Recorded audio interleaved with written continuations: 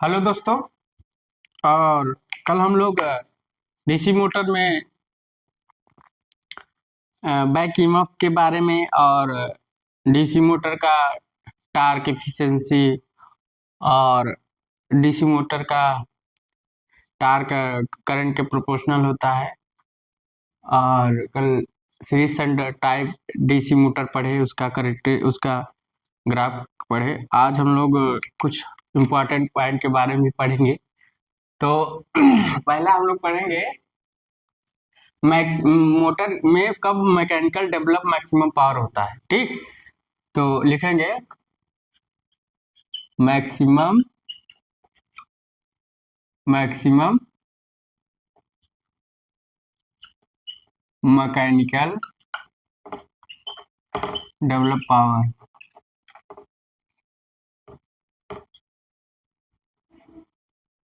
Maximum develop power.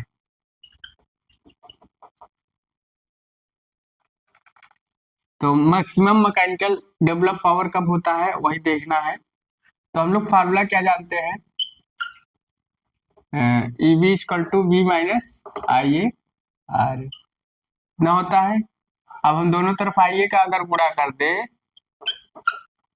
तो V into I A अपन I A square R. ये क्या हो गया, मैकेनिकल पावर है आर्मेचर में, V into I A I square R. अब मैक्सिमम इफिशिएंसी की बात करें, मैक्सिमम मैकेनिकल पावर डेवलप में, तो D P M upon D I equal to क्या होगा, 0 होगा। अब इसे को अगर अवकलन कर दे D P M upon D I तो क्या होगा, v बचेगा 2 ia आर ए ये बचेगा। ठीक, तो अभी 0 रख देंगे तो बचेगा क्या हमारे पास, 2 ia आर ए, तो equal to 0। I A R A बचे बराबर क्या होगा, बी बाई 2। इसकी वैल्यू हम इक्वेशन 1 में रखते हैं। कहा, इक्वेशन 1 में आई आर ए की जगह हम लोग क्या रखे, B by 2। T B equal to B minus B by 2, तो क्या हो जाएगा, A B equal to B बटे 2। इस कंडीशन में जब मैक्सिमम की मोटर की जो दक्षता होती है 50% होती है, इफिशियंसी क्या होती है 50%। जब हमारा मैक्सिमम मैकेनिकल पावर डेवलप होता है मोटर में, तो उसमें हमारा मोटर की इफिशियंसी 50% होती है। और किस कंडीशन में, जब हमारा सप्लाई वोल्टेज बैक ईएमएफ का आधा होता है, उस कंडीशन में हमारा मोटर की इफिशियंसी 50% होती है।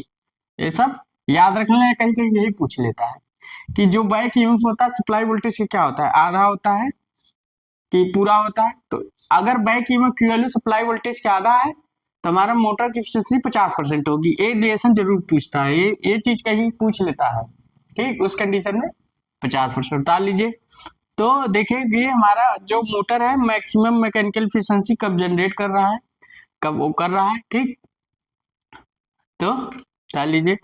तो यही तरीका है, ये छोटी छोटी चीज मोटर पूछ लेता है, वही आपको समझना है।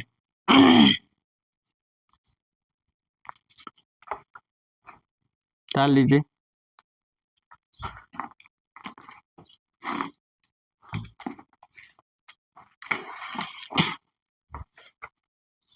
आप लोग पुश कर लीजिएगा वीडियो और उतार लीजिएगा।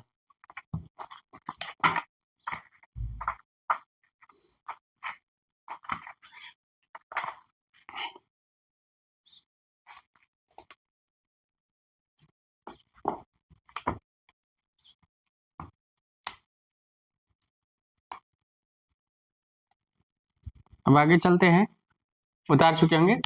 पुश कर लिया करिए वीडियो, पुश करने के बाद उतारा करिए।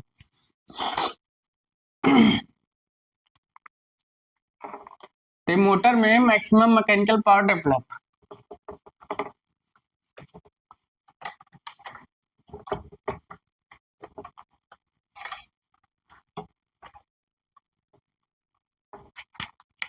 अब हम लोग चलते हैं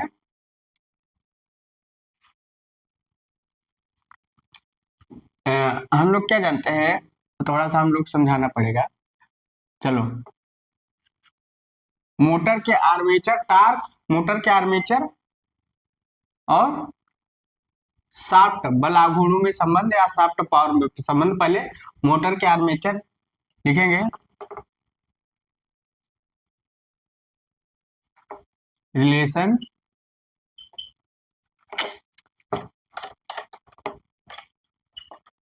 relation between relation between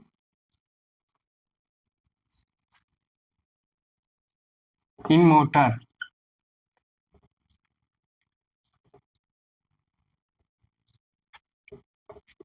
between motor of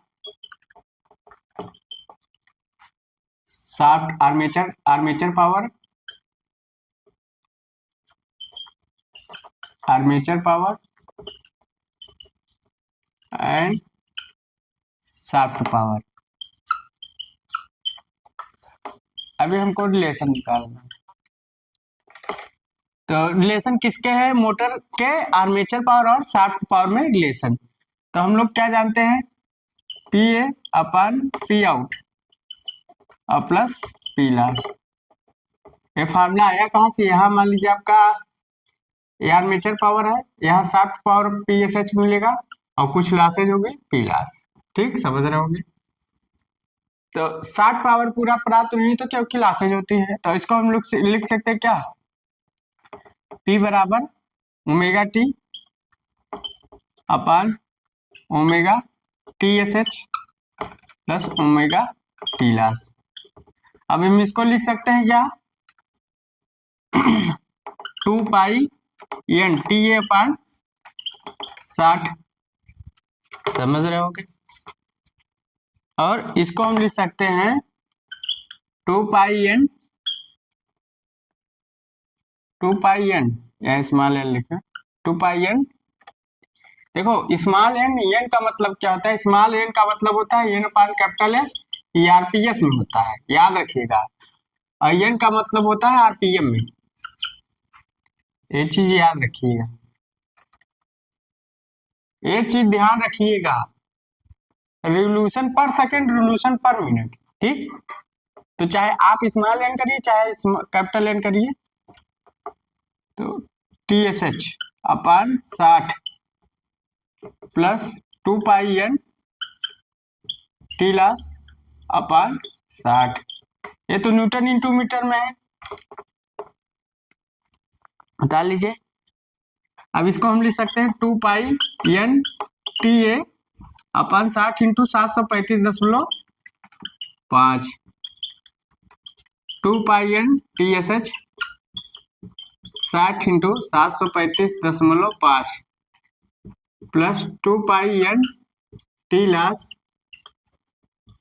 60 into 735.5। ये रिलेशन हो गया, इसको उतार लीजिए आप लोग, पढ़ लीजिए, उतार लीजिए।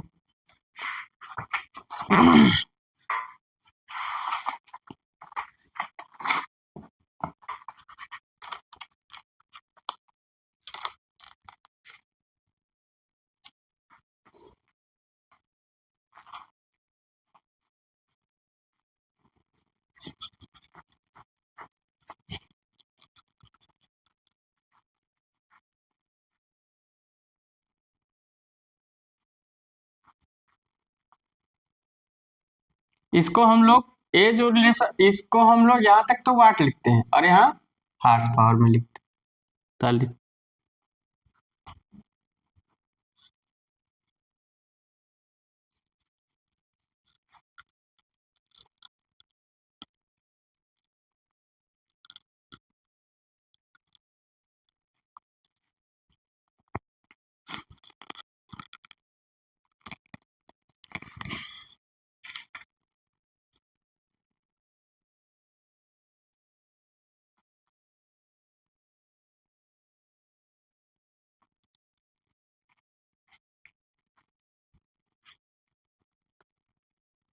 ताली होंगे।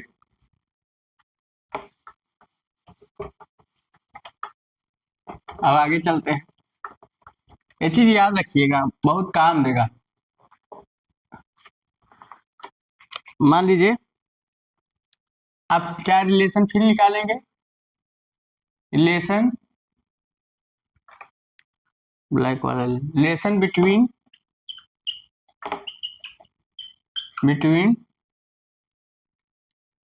Armature torque between motor of armature torque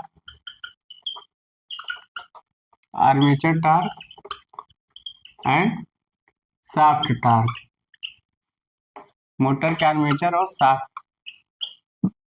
shaft torque. तो चलो लिखते हैं। तो हम लोग क्या जानते हैं, T equal to T out plus T loss, ठीक, ये चीज जानते हैं। अब P बराबर याद रखिएगा ओमेगा टी, एक चीज रिलेशन आप लोग याद रखिएगा, P equal to omega T plus EBI, ये रिलेशन याद रखिएगा, हर जगह पूछ लेता है कि P बराबर ओमेगा टी भी होता है, P बराबर EBI हो रहा, अब मतलब मैं आपका ये मैकेनिकल पावर भी होता है और ओमेगा टी स्पीड रेडियन पर सेकेंड, तो ये आपका रेडियन पर मिनट में, तो ओमेगा टी, ठीक। तो इसको याद आप लोग ब्रैकेट में करके लिख लीजिएगा, कहीं कहीं यही पूछ लेता है। P equal to omega T equal to EBI, जो नोट पॉइंट है उसको लिखाते जा रहा है, आप लोग नोट करते जाइएगा, ठीक। अब P बराबर ओमेगा टी होता है, तो P बराबर ओमेगा टी, तो T अपन P अपान ओमेगा अपान P out upon omega plus P loss upon omega. अब इसको हम क्या लिख सकते हैं, 60 इंटू सीधा कर दो 735.5 इंटू इसको HP कर सकते हो, क्योंकि आर्मेचर पावर है, अपान 2 पाई n इक्वल टू, और यहाँ भी 60 इंटू 735.5 इंटू BHP 2 पाई n, कैपिटल एन या स्मॉल एन आप समझ गए होंगे, चाहे कैपिटल एन ले लो चाहे स्मॉल एन ले लो, कोई दिक्कत नहीं हो, तुम्हारे पर डिपेंड करता है।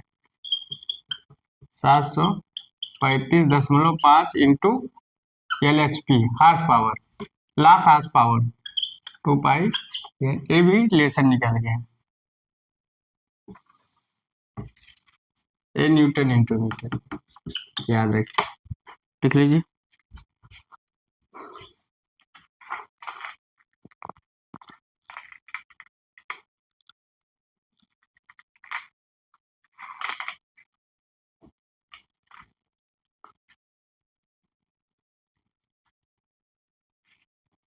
तो आप समझ रहे होंगे। तो कहीं कहीं अगर पूछ सकता है, जैसे एक MHP मीट्रिक हार्स पावर बराबर कितने होता है, 735.5, कहीं कहीं देखो कि एक HP बराबर 746 वाट होता है, ये चीज याद रखिएगा। अब अगर वाट को, जैसे आपको,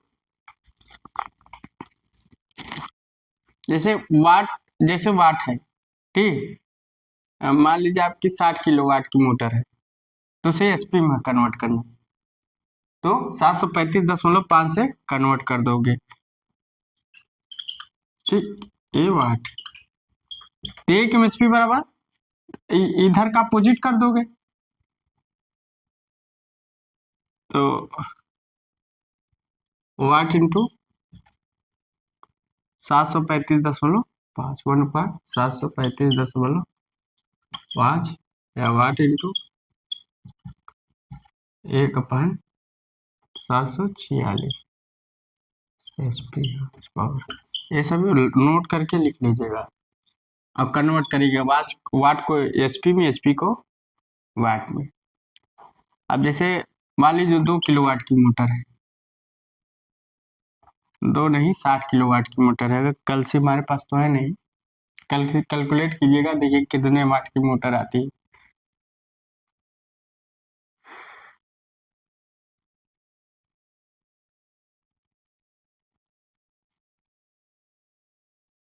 बता लीजिएगा इसको।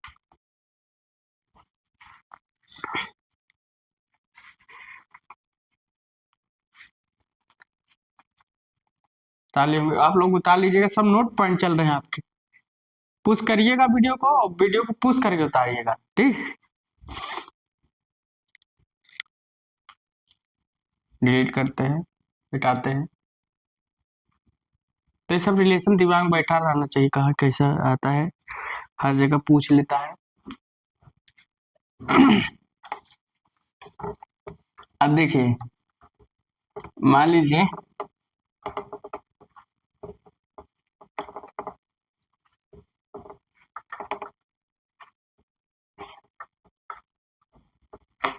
अब value of back EMF, value of back EMF on different load,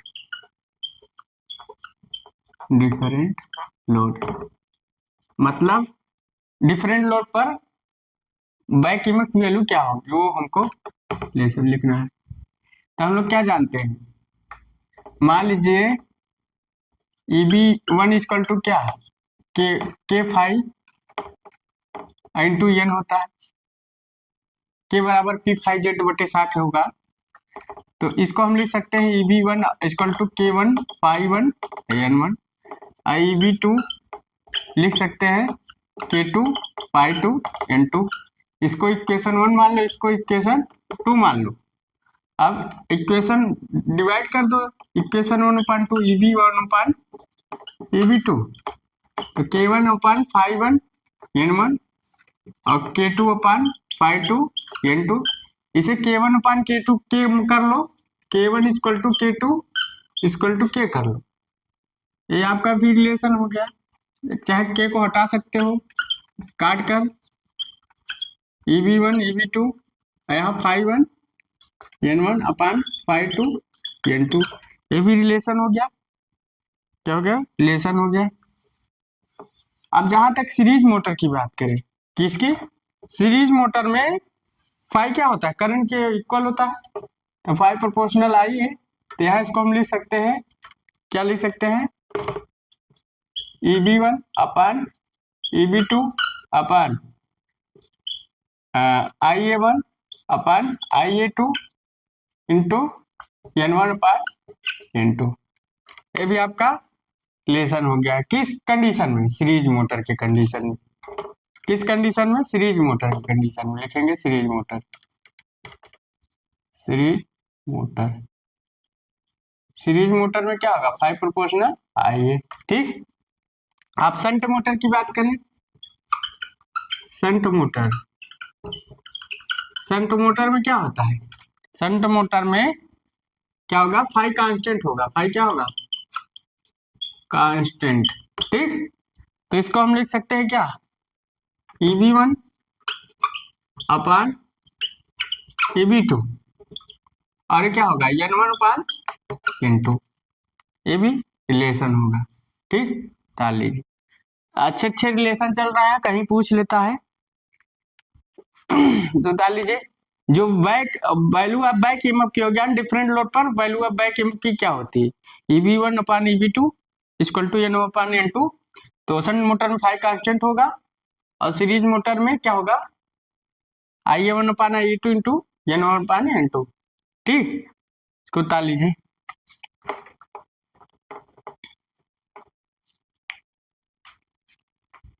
तो आप लोग वीडियो पुश कर लिया करिए, उसके बाद उतारा करिए, पुश कर लिया कर उतारा करिए, इसमें समझ आता है, ठीक।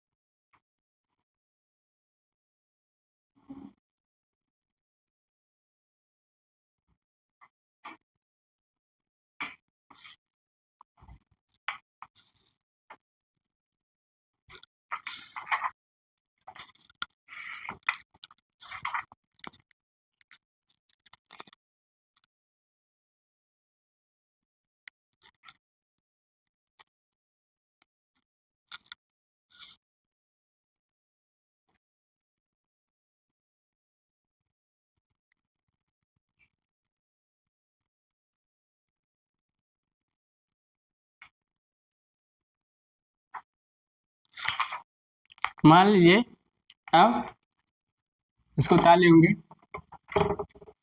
अब हम लोग लिखेंगे रिलेशन बिटवीन, तो रिलेशन बिटवीन क्या लिखेंगे? रिलेशन बिटवीन किसके किसके बीच में? बैक ईएमएफ और speed, back EMF and speed. तो बैक ईएमएफ और स्पीड के बीच में अगर हम रिलेशन लिखें तो हम लोग क्या जानते हैं? Eb equal to P5 ZN/60 है, इतना जानते हैं। अब देखा जाए तो हम इसको इतना लिख सकते हैं, N प्रोपोर्शनल Eb/5 लिख सकते हैं, लिख सकते हैं, ट्राई करिएगा। अब क्या करिएगा, अगर हम N1 इक्वल टू Eb/5 ले सकते हैं, और N2 equal to Eb2/2, equation 1 मान लीजिए, इक्वेशन 2 मान लीजिए। तो इसको हम क्या लिख सकते हैं?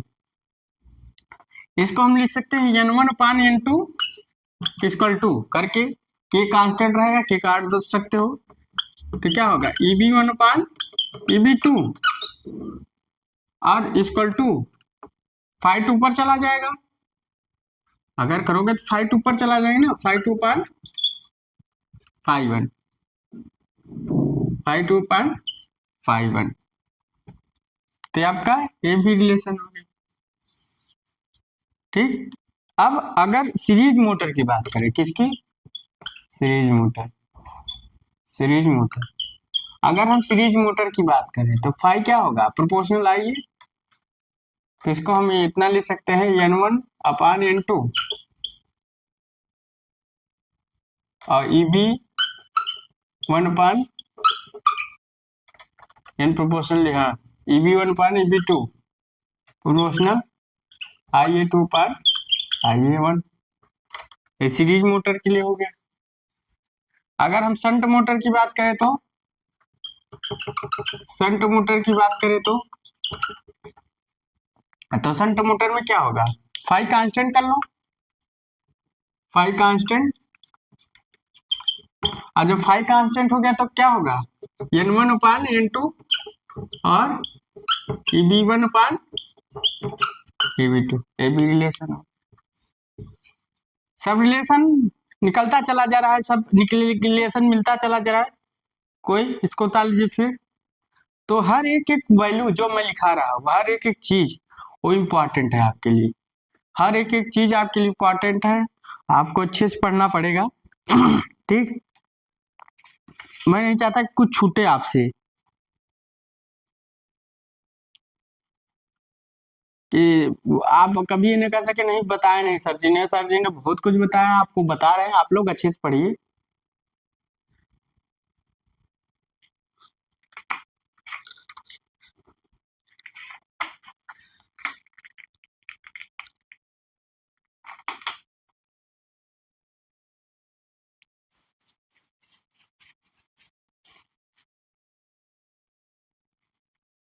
इसको आप लोग वीडियो पुश कर लिया करिए, उतारिया करिए, ठीक, कोई दिक्कत नहीं है।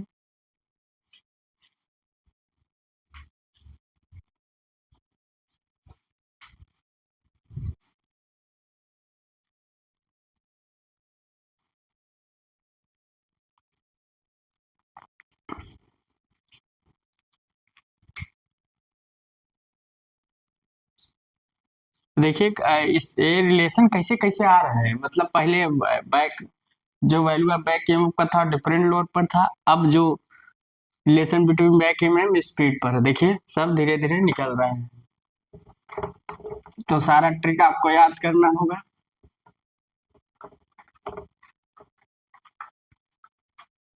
अब एक चीज और, मान लीजिए मोटर की दिशा को रिवर्स करना, मोटर की लिख सकते हैं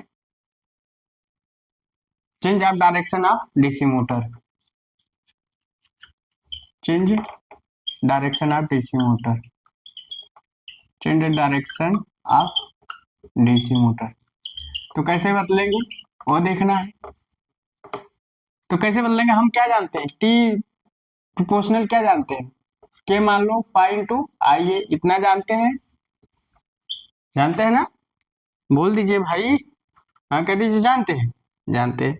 चलो अब अगर हम फाइव को हम माइनस फाइव कर दे, इसका मतलब क्या होता है, जो फील्ड है सीरीज या शंट के सीरीज के टर्मिनलों को अगर हम क्या कर दे, चेंज कर दे, जैसे ये क्या है y1 है और ये y2 है, अब इसको क्या कर दें, इसको y2 इधर कर दें और इसको y1 इधर कर, तो आर्म फील्ड के टर्मिनलों को अगर हम कर दें तो क्या होगा, मोटर की दिशा की डायरेक्शन चेंज हो जाएगी, मतलब मोटर रिवर्स डायरेक्शन में घूमेगा। तो लिख सकते हैं, तो यहाँ पर इस फार्मूले से क्या होगा, टी प्रोपोर्शनल के इंटू माइनस फाइव इंटू आई। इक्वेशन 1 से लिखेंगे, समझ रहे हो क्या, उतार लीजिएगा इसको, उतारना चाहो तो, और लिखेंगे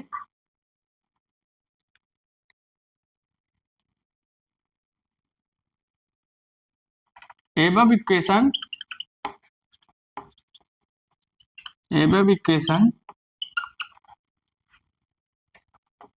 in motor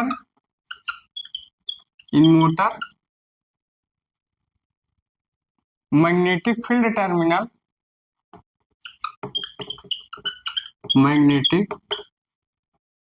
change of magnetic field terminal change of magnetic field terminal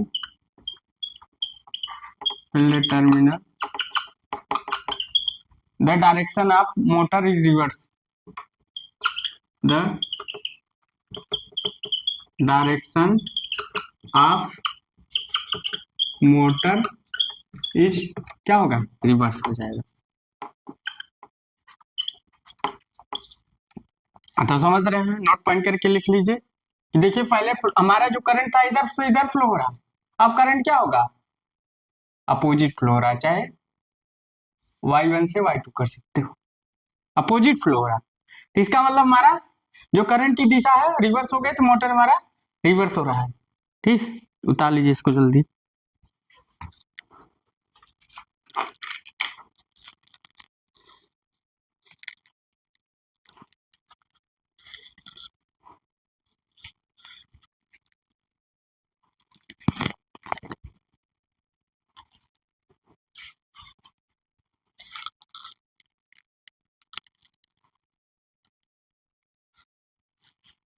तो अब एक मैग्नेटिक फील्ड टर्मिनल या मैग्नेटिक फ्लक्स के डायरेक्शन को, पहले आपकी करंट इधर फ्लो हो रही थी, अब आपकी करंट इधर फ्लो हो रही, वही चीज। तो अब आप समझ रहे होगे कि मोटर का हम डायरेक्शन कैसे चेंज करें, change direction of DC motor. तो जो डीसी मोटर का हम दिशा कैसे रिवर्स करें, कैसे बदल सकते हैं, तो लिखे हैं change of magnetic field direction of motor is reverse, मतलब मोटर का डायरेक्शन अपोजिट हो जाता है, हम लोग विपरीत दिशा में घुमा सकते हैं। अब अगला चलते हैं, अब इसको नोट डाउन, नोट पॉइंट करके लिख लीजिएगा, इसलिए हमको आज लिखाना जरूरी था, छोटे छोटे पॉइंट हैं आपके लिए घातक हो सकते। अगला, अब इसी में अगर हम लोग लिखाएं तो एक चीज और लिखा सकते हैं क्या,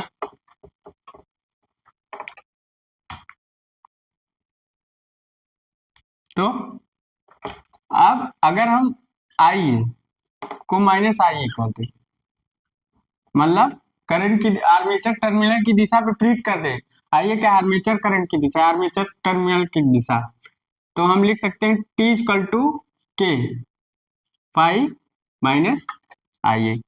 इस इक्वेशन से हमें क्या मिलता है कि अगर हम मोटर के आर्मेचर टर्मिनल को चेंज कर दे, मान लीजिए मोटर है, समझिए ये मोटर है, इसको बना सकते हैं आप लोग, कोई दिक्कत नहीं। ठीक, अब क्या है,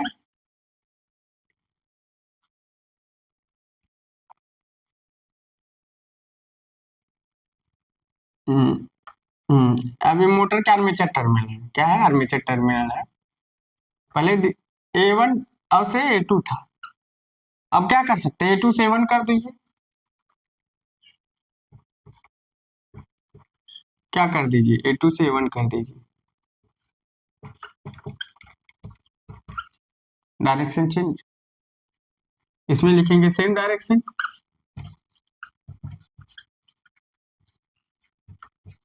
जो करंट की दिशा आर्मेचर की इधर थी अब इधर हो जाएगी।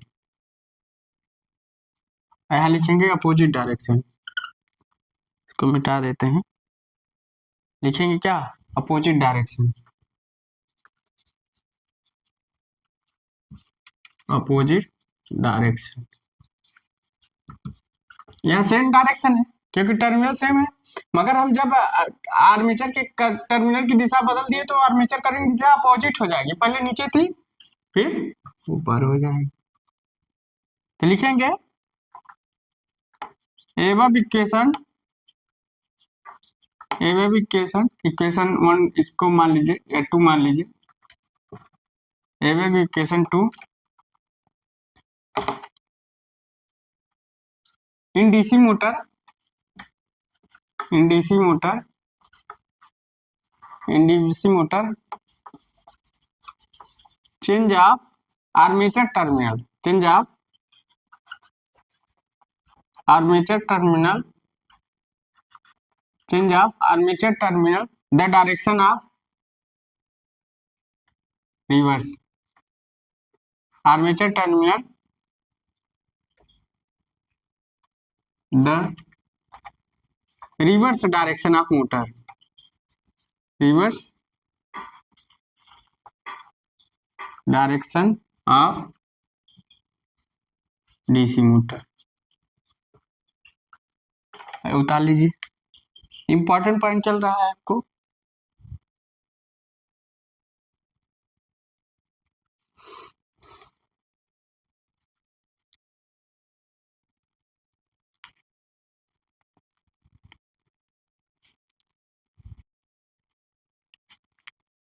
तो ये जो मोटर का, तो मोटर का डायरेक्शन मतलब आर्मेचर, मोटर का जो रोटर है वो विपरीत दिशा में कौन, वो रिवर्स डायरेक्शन किसका लिख सकते हैं आप, reverse direction of DC motor, या इसी को लिख सकते हैं रोटर।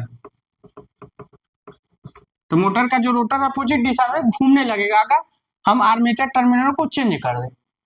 ठीक, वहां फील्ड के टर्मिनल को, मैग्नेटिक फील्ड के, मैग्नेटिक फील्ड को चेंज करने पर मोटर का रोटर अपोजिट दिशा में आए, हम लोग आर्मेचर के अगर टर्मिनल को चेंज कर दे तो मोटर भी अपोजिट डायरेक्शन में घूमने लगे। डाल लीजिए।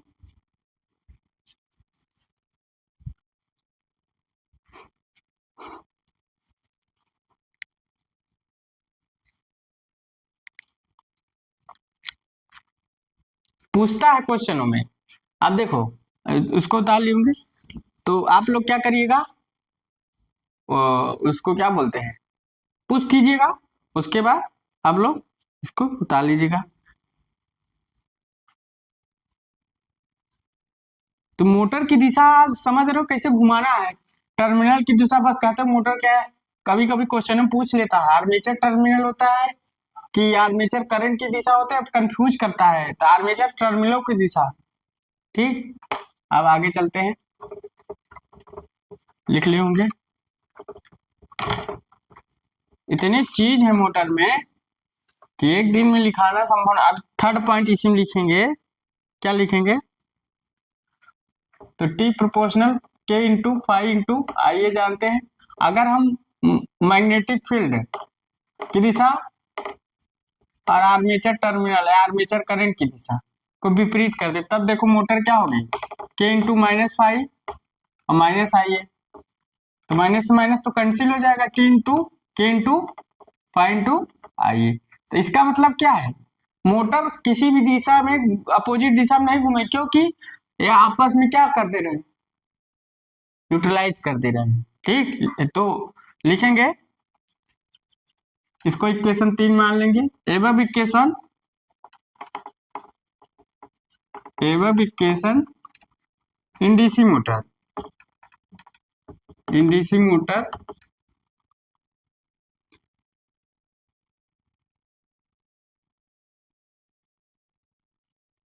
Change direction of, change direction of किसका, magnetic field terminal, magnetic field terminal, terminal and armature terminal,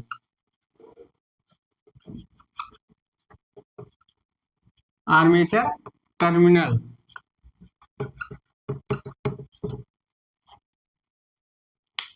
not reverse direction of,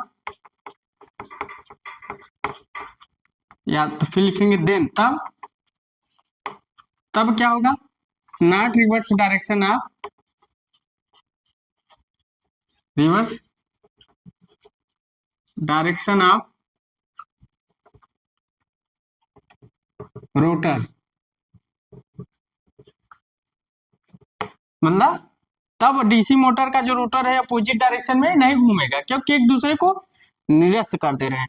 तो क्वेश्चन बनता क्या है कैसे एग्जाम में कि अगर हम पूछेगा कि मोटर को, अगर हम मोटर को विपरीत दिशा में, ऐसे पूछता है, रोटर नहीं पूछता, मोटर पूछता है, रोटर पूछ लेगा तो आप समझ जाइएगा।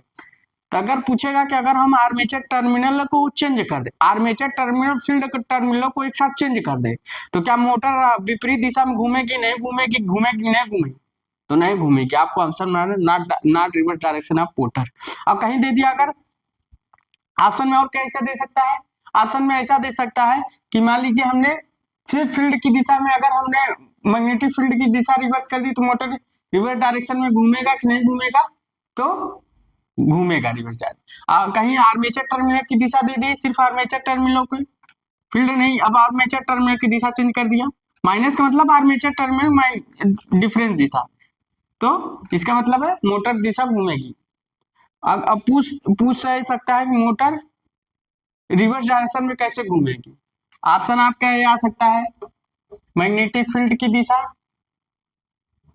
ऑप्शन देखो पूछने का तरीका ऐसे, मैग्नेटिक फील्ड की दिशा, दूसरा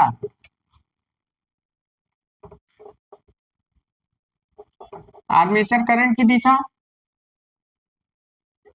तीसरा देखो पूछने का तरीका उसका, आर्मेचर टर्मिनलों की दिशा या मैग्नेटिक फील्ड की दिशा, या मैग्नेटिक आर्मेचर टर्मिनल और मैग्नेटिक फील्ड की दिशा, या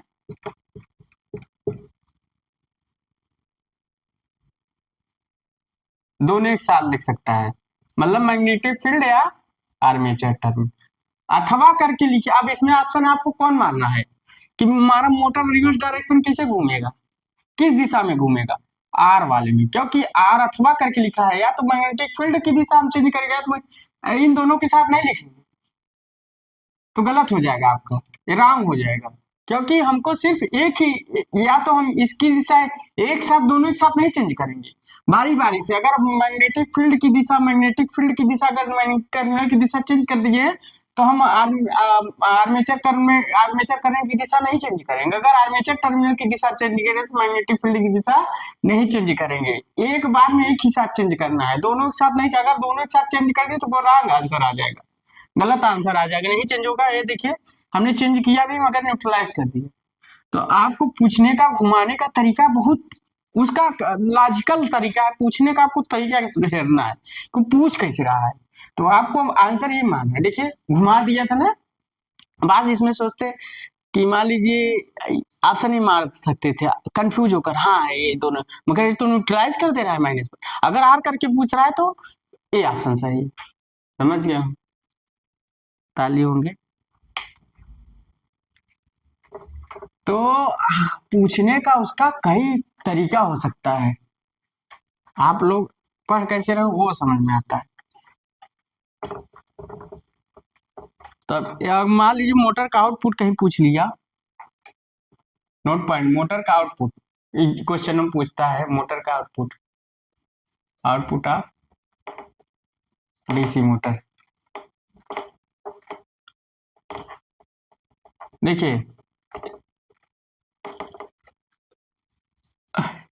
यहाँ लिखेंगे ब्रेक हार्स पावर इंटू 735.5, ये आउटपुट होता है मोटर का, ठीक। अगर एमएचपी में पूछे तो 700 देखो एचपी दिए रहेगा 10 एचपी ब्रेक हार्स पावर क्या है, आउटपुट है, शाफ्ट का आउटपुट होता है। बीएचपी क्या होता है, देखो ये टीए, यहां से इसे समझो, ये आपका टीए है, ठीक, और ये आपका टीएसएच है, शाफ्ट है। ये आपका क्या होता है, ये एचपी होता है, आर्मेचर हार्स पावर। ये बीएचपी होता है, ब्रेक हार्स पावर। तो ब्रेक हार्स पावर क्या होता है, आउटपुट होता है आर्मेचर हार्स पावर, आर्मेचर में प्रोड्यूस होता है।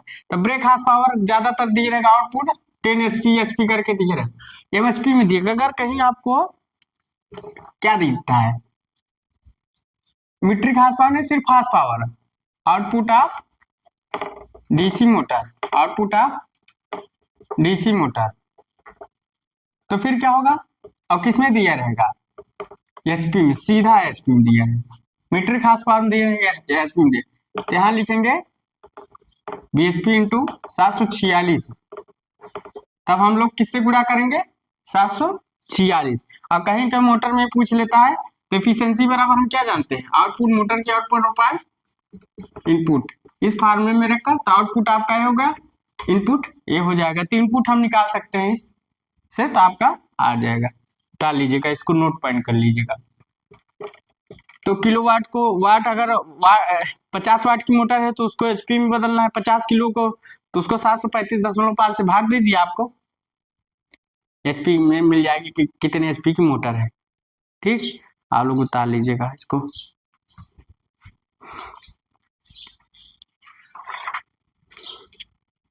अगर मेरी वीडियो आपको अच्छी लग रही हो, कि जो हमने बताया अच्छा समझाया, अच्छा पढ़ाया, तो आप लाइक और सब्सक्राइब जरूर कर दीजिएगा। अपने दोस्तों के साथ शेयर कीजिए कि देखिए मैंने कितना इंपॉर्टेंट पॉइंट बताया है।